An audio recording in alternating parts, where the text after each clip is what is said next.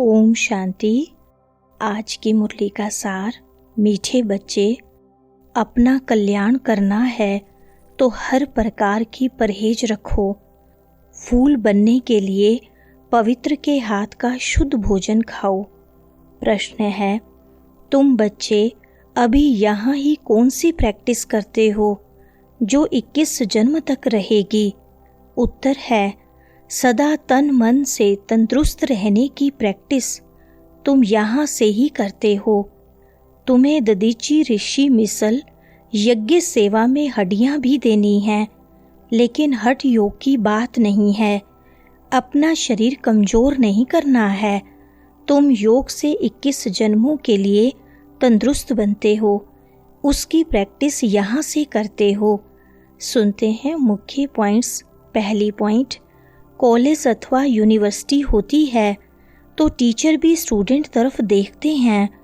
गुलाब का फूल कहाँ है, फ्रंट में कौन बैठे हुए हैं, यह भी बगीचा है, परंतु नंबरवार तो हैं ही।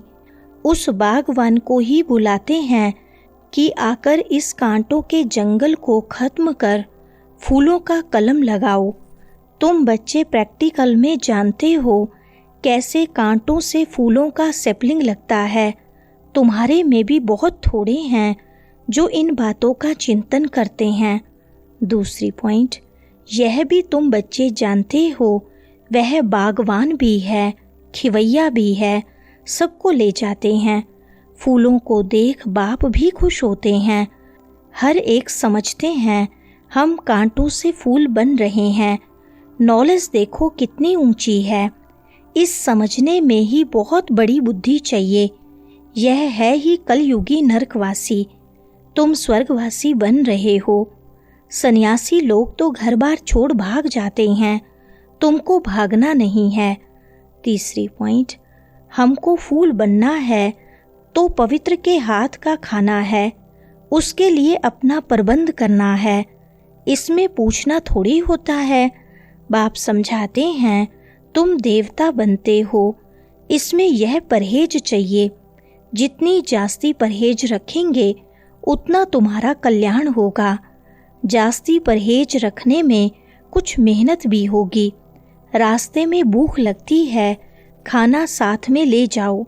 कोई तकलीफ होती है, लाचारी है तो स्टेशन वालों से डबल रोटी ले खाओ।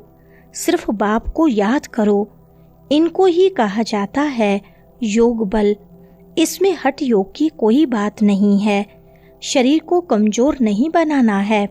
चौथी पॉइंट, ददीची ऋषि मिसल हड्डी हड्डी देनी है। इसमें हठ योग की बात नहीं है। यह सब है भक्ति मार्ग की बातें। शरीर को तो बिल्कुल तंदुरुस्त रखना है। योग से 21 जन्मों के लिए तंदुरुस्त बनना है। यह प्रैक्टिस यहाँ ही करनी है। बाबा समझाते हैं इसमें पूछने की दरकार नहीं रहती। हाँ, कोई बड़ी बात है उसमें पूछते हो तो पूछ सकते हो। छोटी छोटी बातें बाबा से पूछने में कितना टाइम जाता है। बड़े आदमी बहुत थोड़ा बोलते हैं। पांचवी पॉइंट, इस समय के मनुष्य तो सब पतित हैं। भल कोई भी आए, समझो कोई बड़े आदमी आते हैं, कहते हैं बाबा से मुलाकात करें। बाबा उनसे क्या पूछेंगे? उनसे तो यही पूछेंगे कि राम राज्य और रावण राज्य कब सुना है, मनुष्य और देवता कब सुना है। इस समय मनुष्यों का राज्य है या देवताओं का? मनुष्य कौन, देवता कौन? देवता किस राज्य में थे? देवताएं तो होते हैं सतयुग में, यथा राजा रानी तथा प्रजा। तुम पूछ सकते हो कि यह नई सृष्टि है या पुरानी। सतयुग में किसका राज्य था, अभी किसका राज्य है? छठी पॉइंट, जो बच्चे कहते बाबा धारणा नहीं होती, उन्हें बाबा कहते अरे अल्लफ और बे तो सहज है ना। अल्लफ बाप ही कहते हैं मुझ बाप को याद करो तो वर्षा मिल जाएगा। भारत में शिव जयंती भी मनाते हैं, परंतु कब भारत में आकर स्वर्ग बनाया? भारत स्वर्ग था यह नहीं जानते हैं, भूल गए हैं।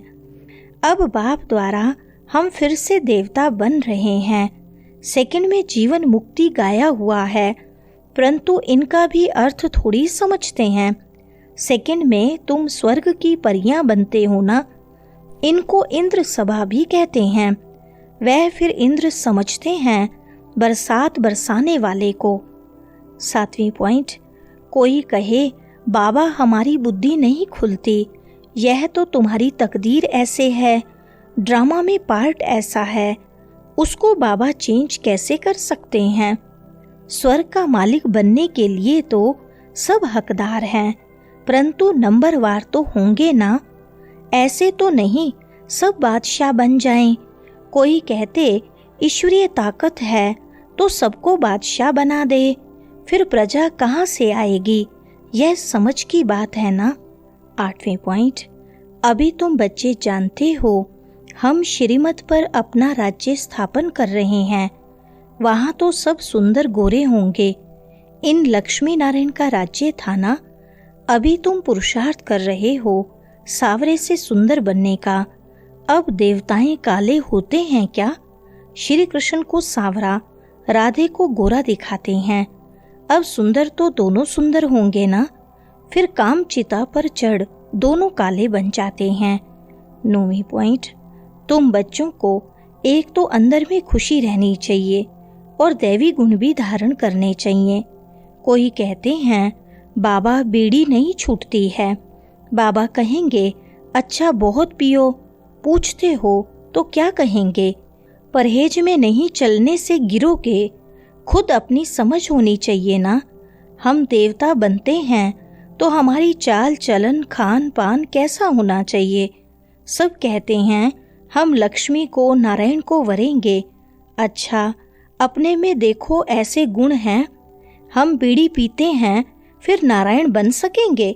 नारद की भी कथा है ना। नारद कोई एक तो नहीं है ना। सब मनुष्य भक्त नारद हैं। 10वीं पॉइंट, बाप कहते हैं देवता बनने वाले बच्चे अंतर्मुखी बन अपने आप से बातें करो कि जब हम देवता बनते हैं तो हमारी चलन कैसी होनी चाहिए। हम देवता बनते हैं तो शराब नहीं पी सकते, बीड़ी नहीं पी सकते, विकार में नहीं जा सकते, पतित के हाथ का नहीं खा सकते, नहीं तो अवस्था पर असर हो जाएगा। यह बातें बाप बैठ समझाते हैं। ड्रामा के राज को भी कोई नहीं जानते हैं। यह नाटक है, सब पारधारी हैं। पार्ट तो सारी दुनिया के एक्टर्स को बजाना है। सबका अपना अपना पार्ट है। 11वीं पॉइंट, बच्चों को हर एक बात में बुद्धि चलानी होती है। ऐसे नहीं मुरली सुनी न सुनी, यहाँ बैठे भी बुद्धि बाहर भागती रहती है। ऐसे भी हैं, कोई तो सम्मुख मुरली सुनकर बहुत गदगद होते हैं, मुरली के लिए भागते हैं, भगवान पढ़ाते हैं तो ऐसी पढ़ाई छोड़नी थोड़ी चाहिए। टेप में एक्यूरेट भरता है, सुनना चाहिए। साहूकार लोग खरीद करेंगे तो गरीब सुनेंगे, कितनों का कल्याण हो जाएगा। गरीब बच्चे भी अपना भाग्य बहुत ऊंचा बना सकते हैं। वरदान है आदि और अनादि स्वरूप की स्मृति द्वारा अपने निजी स्वधर्म को अपनाने वाले पवित्र और योगी भव। विस्तार है ब्राह्मणों का निजी स्वधर्म पवित्रता है, अपवित्रता पर धर्म है। जिस पवित्रता को अपनाना लोग मुश्किल समझते हैं वह आप बच्चों के लिए अति सहज है, क्योंकि स्मृति आई कि हमारा वास्तविक आत्म स्वरूप सदा पवित्र है। अनादि स्वरूप पवित्र आत्मा है और आदि स्वरूप पवित्र देवता है। अभी का अंतिम जन्म भी पवित्र ब्राह्मण जीवन है। इसलिए पवित्रता ही ब्राह्मण जीवन की पर्सनैलिटी है। जो पवित्र हैं वही योगी हैं। स्लोगन है सहज योगी कहकर अलबेलापन नहीं लाओ, शक्ति रूप बनो। अच्छा, ओम शांति।